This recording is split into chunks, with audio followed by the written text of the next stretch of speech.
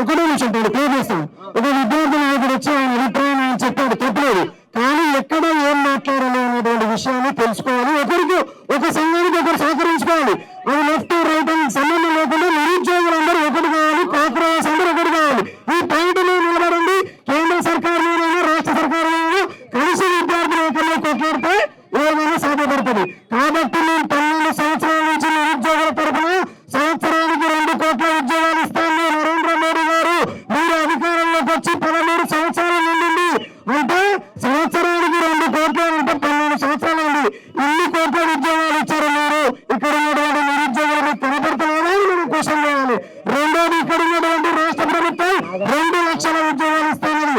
ఒక ప్రభుత్వం ఇంకో ప్రభుత్వం మీద విడవడం, అధికారంలోకి రావడము, నిరుద్యోగుల సమస్యలను నిరుద్యోగులు పంచుకోవడం. కాబట్టి ఇది రాజకీయ సమస్య కాకుండా నిరుద్యోగ సమస్యగా తెలంగాణ కేంద్రంలో ఇక్కడ ఉన్నటువంటి విద్యార్థులందరూ లెఫ్ట్ రైట్ సంబంధం లేకుండా నిరుద్యోగులందరూ ఏకమైతే అన్ని పార్టీల సంపూర్ణమైన మద్దతుని కాక్రోజులు తెలియజేస్తాం.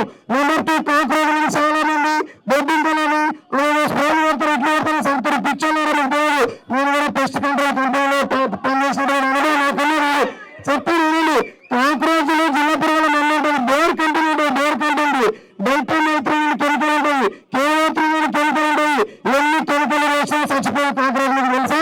కాబట్టి మీరు ఎంత చంపాలని ప్రయత్నం చేసినా భారతదేశ యువతకు మీరు పక్క దేశ యువతతో కలిసి ఆఫ్ఘనిస్తాన్ పాకిస్తాన్ దుర్గేస్తే మీ ఇష్టం యువతకు తిరగబడితే నేపాల్లో ఎటువంటి పరిస్థితి వచ్చిందో నరేంద్ర మోడీ గారు మీరు కూడా అటువంటి పరిస్థితులు ఎదుర్కోవాల్సి వస్తుంది. తెలియజేస్తూ అవకాశం ఇచ్చినటువంటి నిరుద్యోగులను కాంగ్రెస్ అందరికీ థ్యాంక్ యూ.